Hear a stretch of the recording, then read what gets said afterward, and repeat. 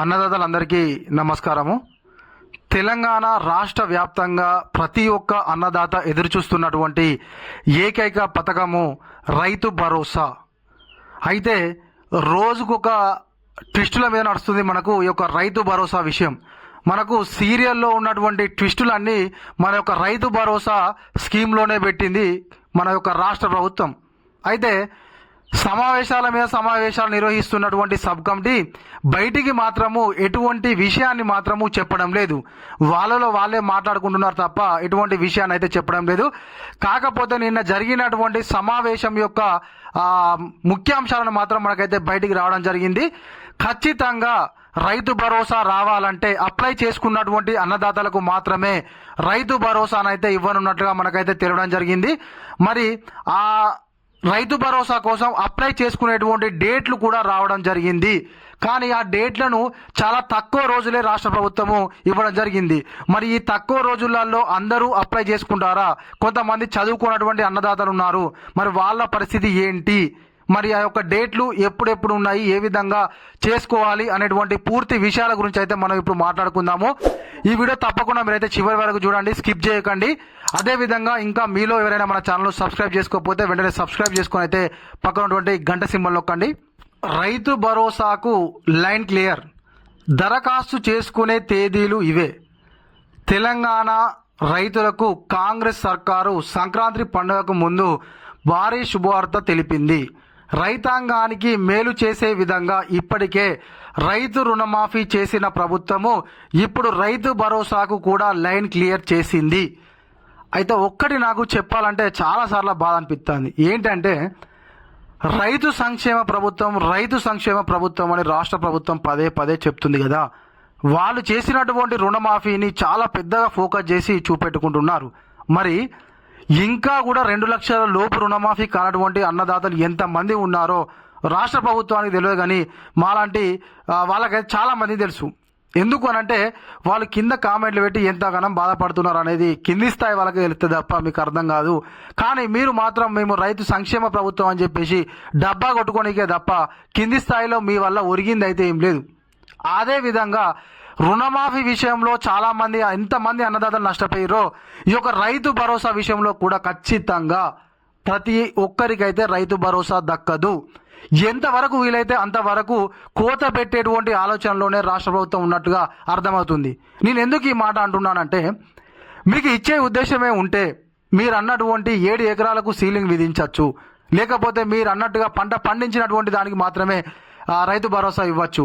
మళ్ళీ ఇప్పుడు కొత్తగా అప్లై చేసుకున్నటువంటి వాళ్ళకు మాత్రమే రైతు భరోసా ఇస్తాము అనడంలో దానిలో ఉన్నటువంటి ఆంతర్యం ఏంటి అని చెప్పేసి ప్రతి ఒక్క అన్నదాతనైతే క్వశ్చన్ చేస్తున్నాడు.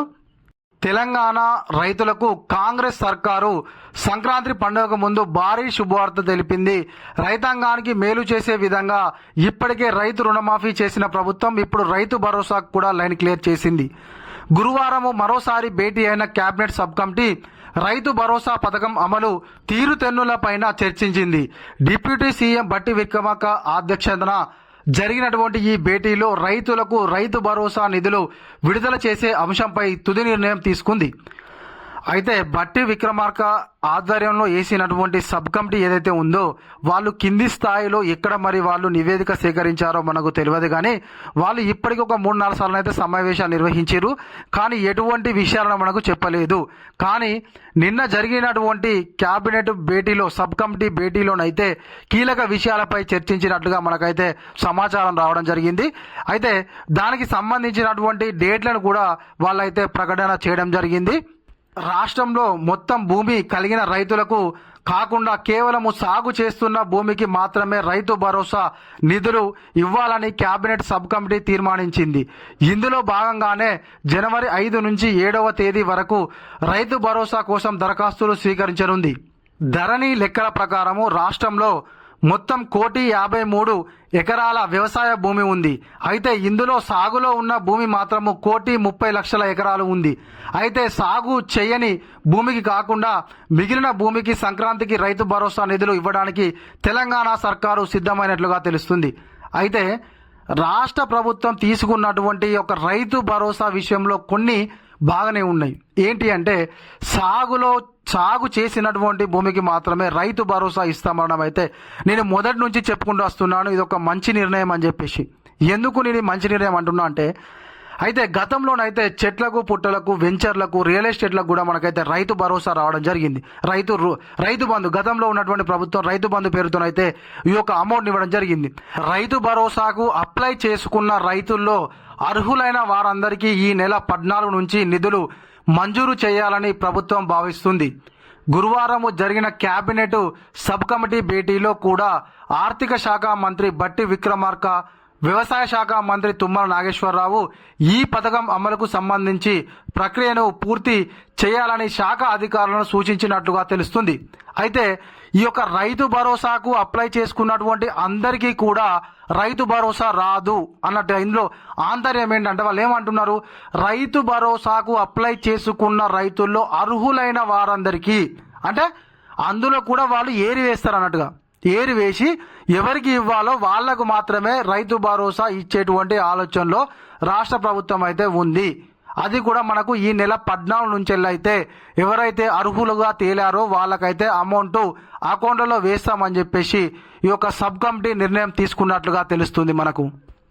రైతు భరోసా కోసము దరఖాస్తు కోసము జనవరి 5 నుంచి 7 వరకు వచ్చిన అప్లికేషన్లను అధికారుల సర్వే శాటిలైట్ మ్యాపింగ్ ద్వారా సాగు భూములను గుర్తించాలని నిర్ణయించారు.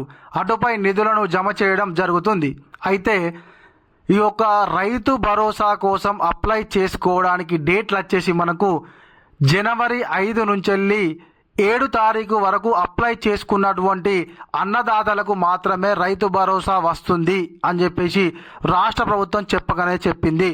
వాళ్ళ అప్లికేషన్లనే అధికారులు సర్వే నిర్వహించి శాటిలైట్ సర్వే నిర్వహించి వాళ్ళకైతే రైతు భరోసా ఇవ్వనున్నారు. మరి ఈ యొక్క జనవరి 5 నుంచి 7 తారీఖు మధ్యలో ఎన్ని రోజులు ఉంది? 5 తారీఖు 6, 7 అంటే 3 రోజుల కాలంలోనే అప్లికేషన్లు పెట్టుకోవాలంటే అది సాధ్యమవుతుందా? ఇంకా కూడా చదువుకున్నటువంటి అన్నదాతలు చాలా మంది ఉన్నారు. మరి వాళ్ళ పరిస్థితి ఏంది? వాళ్ళ గురించి అయితే రాష్ట్ర ప్రభుత్వం పట్టించుకోవడం లేదు. మరి కొంతమంది ఏంటంటే అవగాహన ఉన్నటువంటి వాళ్ళు చక్కచక్క చేసుకుంటారు, అవగాహన లేనటువంటి వాళ్ళకు లేట్ అవుతుంది. మళ్ళీ ఈ యొక్క అప్లికేషన్ ప్రాసెస్ అనేది మళ్ళీ అధికారుల దగ్గరికి వెళ్ళి వాళ్లకు ఎంతో కొంత ఇచ్చి అందరూ వాళ్లకు రైతు భరోసా వచ్చే విధంగా చేసుకోవడానికే రాష్ట్ర ప్రభుత్వం ఈ నిర్ణయం తీసుకున్నదా అనేటువంటి ఒక క్వశ్చన్ కూడా వస్తుంది. ఎందుకనంటే గతంలో ఇచ్చినటువంటి వాళ్ళను ఒక్కసారి పరిశీలించి అందులోనే వీళ్ళు అర్హులా కారా అని చెప్పేసి రాష్ట్ర ప్రభుత్వం నిర్ణయం తీసుకుంటే అయిపోయేదానికి మళ్ళీ ఇప్పుడు కొత్తగా అప్లికేషన్లు పెట్టుకోవడం వెనుక ఉన్నటువంటి ఆంతర్యం అయితే అర్థం కావడం లేదు. మరి ఇప్పుడు అప్లికేషన్లు 3 నుంచి 7 తారీఖు వరకు పెట్టుకుంటాము. ఆ తర్వాత ఎన్ని రోజులకు వెరిఫికేషన్ అవుతుంది?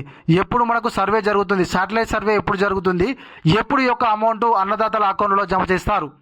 దీనికి సంబంధించినటువంటి పూర్తి విధి విధానాలను అయితే ఇంకా కూడా ఖరారు చేయలేదు. మరి ఈ యొక్క జనవరి 5 నుంచి 7 తారీఖు పెట్టుకునేటువంటి అప్లికేషన్లు ఎక్కడ ఇవ్వాలి, ఏంది అనేటువంటి దాని గురించి కూడా రాష్ట్ర ప్రభుత్వం స్పష్టంగా చెప్పాలి. ఈ యొక్క చిన్న టైమే కాకుండా ఇంకా కూడా పెంచాలి. 5 నుంచి 7 అంటే కేవలం 3 రోజుల టైమే ఉంది కాబట్టి ఖచ్చితంగా ఒక 5 నుంచి 6 రోజుల సమయం కేటాయించాలని చెప్పేసి రాష్ట్ర ప్రభుత్వాన్ని అయితే ప్రతి ఒక్క అన్నదాత తరపున నేను అయితే కోరుకుంటున్నాను. ఇది మన వీడియో. ఈ వీడియో కనుక మీకు నచ్చినట్లయితే ఖచ్చితంగా ఒక లైక్ చేయండి, కామెంట్ చేయండి. తప్పకుండా మీరైతే కింద కామెంట్ చేయండి. అసలు రైతు భరోసా విషయంలో ఎన్ని ఎకరాల వరకు ఇస్తే బాగుంటుంది, ఏ విధంగా ఇస్తే బాగుంటుందని తప్పకుండా ప్రతి ఒక్క అన్నదాతనైతే కింద కామెంట్ చేయండి. Thank you.